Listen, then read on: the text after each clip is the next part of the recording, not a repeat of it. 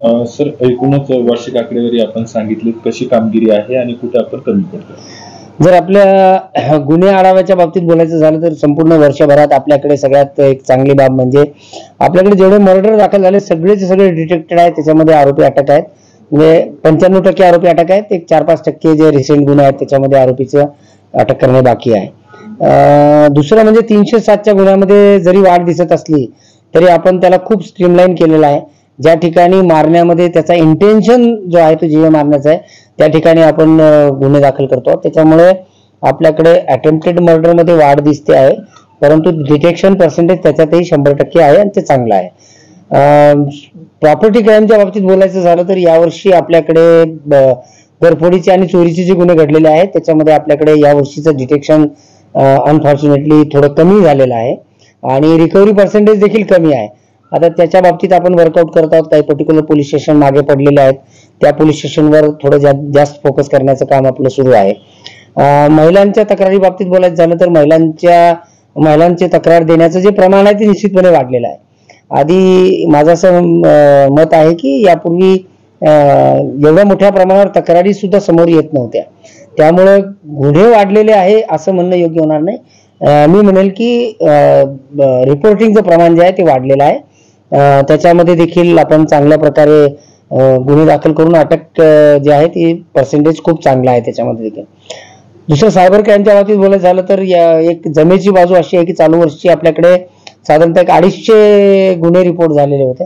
त्यापैकी 125 गुन्ह्यामध्ये आपण लोकांना पैसे परत 24 तासाच्या आत मिळवून दिलेले आहे आणि मिळवून दिलेल्या पैसे आहेत ते जवळजवळ 75 लाख रुपये आपण सायबर फ्रॉडच्या माध्यमातून गेलेले परत मिळवलेले आहेत.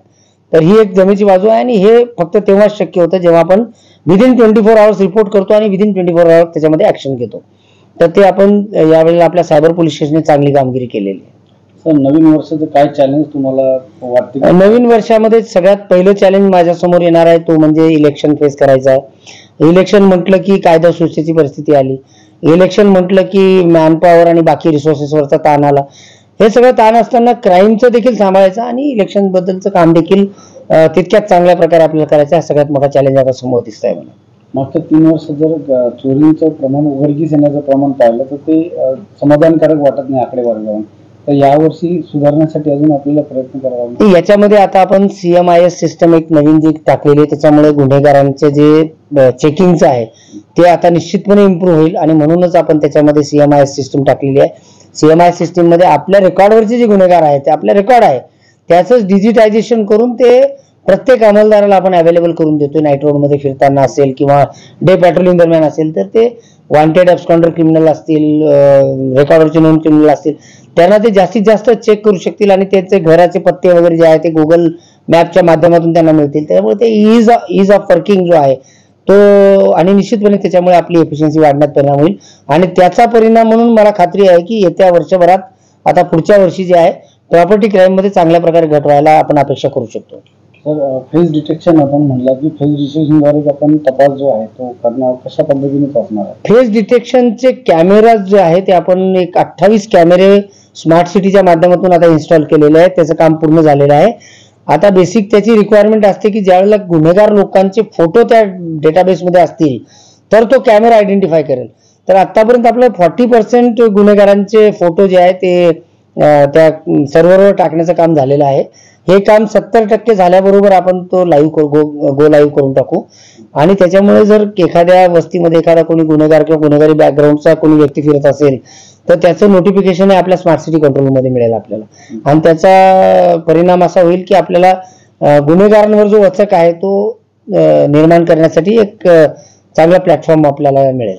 सर, फेस जेव्हा आपण म्हणजे ओळखण्याचं जे प्रमाण असेल तर कधी कधी थोडासा फेस कट चेंज केला जातो, गाडी असेल विषय असेल तर तो डिटेक्ट करतो का त्या पद्धतीने?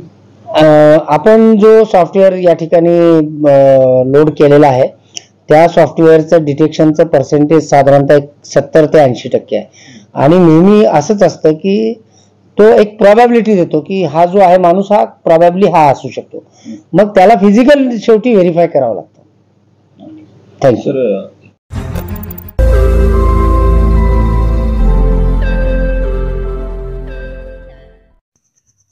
रोज़ नई खबरों को देखने के लिए हमारे औरंगाबाद समाचार चैनल को सब्सक्राइब कीजिए और नोटिफिकेशन पाने के लिए हमारे बेल आइकन को दबाइए ताकि हर खबर की नोटिफिकेशन आपको मिलती रहे।